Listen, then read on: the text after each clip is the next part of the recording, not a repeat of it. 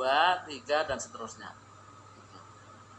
Dengan asumsi A dan B ini koefisien regresi. Berarti A dan B tadi ini harus dihitung dengan menggunakan metode kuadrat terkecil, ya, diperoleh seperti ini. Dari rumus ini, ya, rumus ini.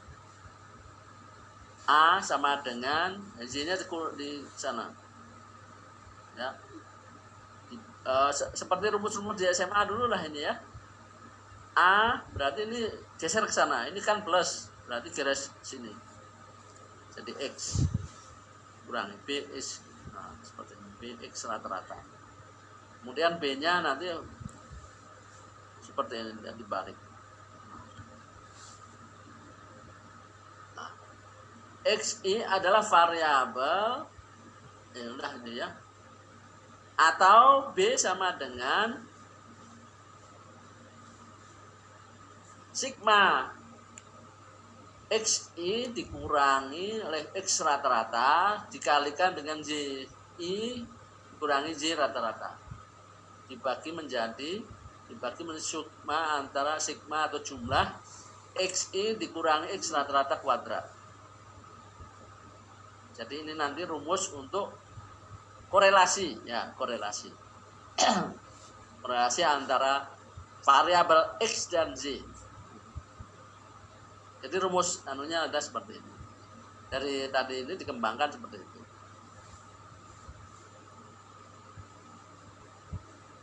Oke. Nah, ini sumber keragamannya dari dari rumus tadi. Dari tabel ANOVA dari rancangan percobaan tadi. Regresi atau sesatan itu sebenarnya sesatan itu adalah apa sih? Bahasanya salah. Sesatan. Error. Error namanya. Galat. Bahasanya galat kalau di bahasa statistik yang di Indonesia kan ini galat, ya, galat. Atau error. Ini sumber variasinya kan ada dua, ya, regresi dan error tadi, galat.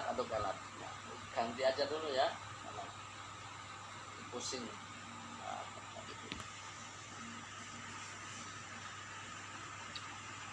Banyak yang belum masuk untuk sumber keragamannya atau sumber variasinya adalah regresi dan error. Ini dari JK, ya, nanti bisa dihitung. JK itu jumlah kuadrat, kemudian DK itu adalah dB atau dB derajat bebas, ya. Kemudian RK ini adalah jumlah kuadrat, dB derajat bebas, dan RK ini adalah rata-ratanya. Kemudian ini F hitung itu dari tabel, nanti disesuaikan dicocok atau dibandingkan dengan F tabel 5%.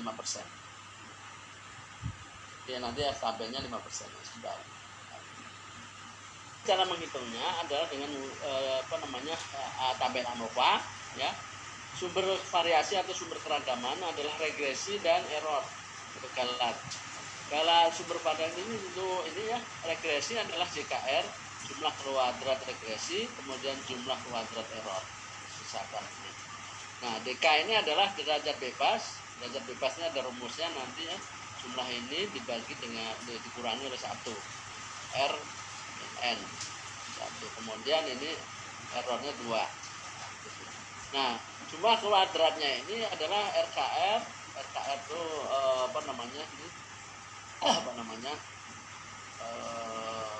rata dari jumlah KT ini dibagi menjadi 1, dibagi 1. RKR ini, JKR ini dibagi 1, temunya adalah, jadi kuadrat tengah ini dari R ini adalah JKR dibagi 1. Kemudian kalau error adalah JKS dibagi N-2, karena ininya 2, derajat bebas. Kemudian JKT adalah, nah, F hitungnya nanti adalah seperti ini, ya. F hitung adalah RKR dibagi RKS. RKS kan ini ya, tabel tadi. RKR dibagi RKS. Nanti ketemu, nanti dibandingkan dengan F hitung ya, alfanya 1, N-nya -2. Nanti dibandingkan. Nanti akan ketemu tabelnya seperti apa. Nah, ini pendugaan terhadap koefisien regresi ya dengan metode kuadrat kecil. Pendugaan terhadap koefisien regresinya adalah B0 penduga bagi beta. B0 penduga bagi B0 dan B1 penduga bagi beta 1. Jadi rumusnya nanti akan seperti ini. B1 sama dengan sigma XJ dikurangi dengan ini ya. Dengan jumlah X dikalikan dengan jumlah Y dibagi N. Dibagi menjadi X kuadrat dikurangi jumlah sigma atau sigma dari X kuadrat dikurangi N. Sebenarnya ini sederhana banget, cuma ngitungnya harus satu-satu ya ini. X kali dulu, kemudian nanti ini baru dikurangi bagi N, kemudian terus ini. Jadi ada satu tahap, kemudian 2 tahap, kemudian X kuadrat, jumlah X kuadrat tahap.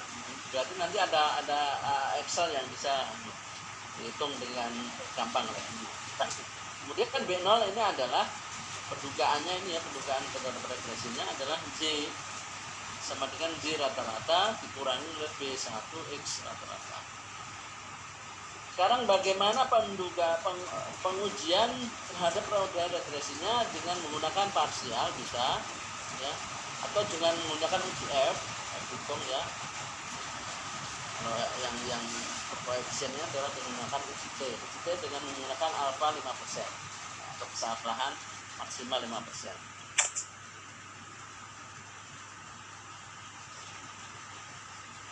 Bagaimana menilai kesesuaian model?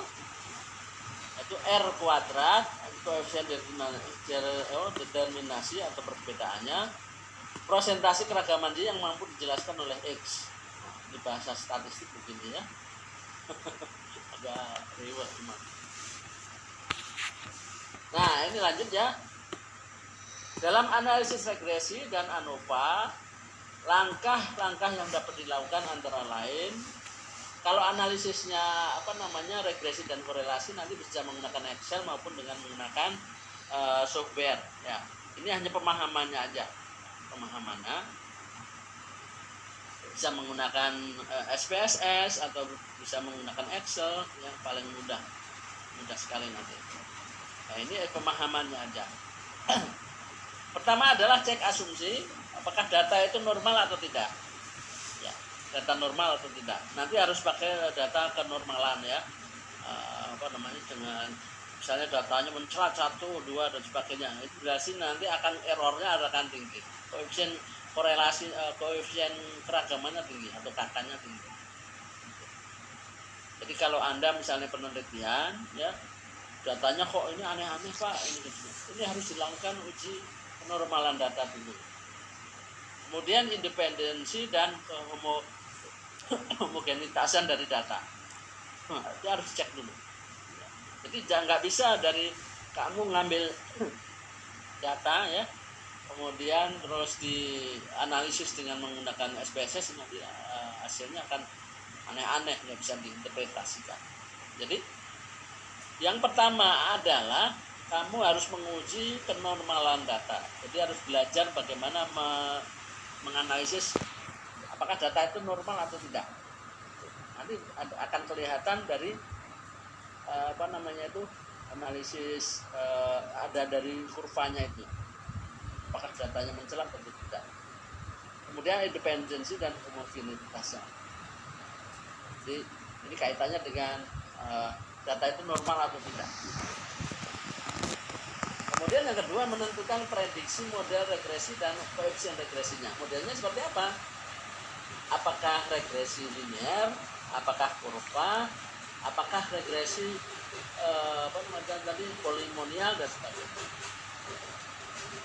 Kemudian menentukan koefisien korelasi ya, duanya.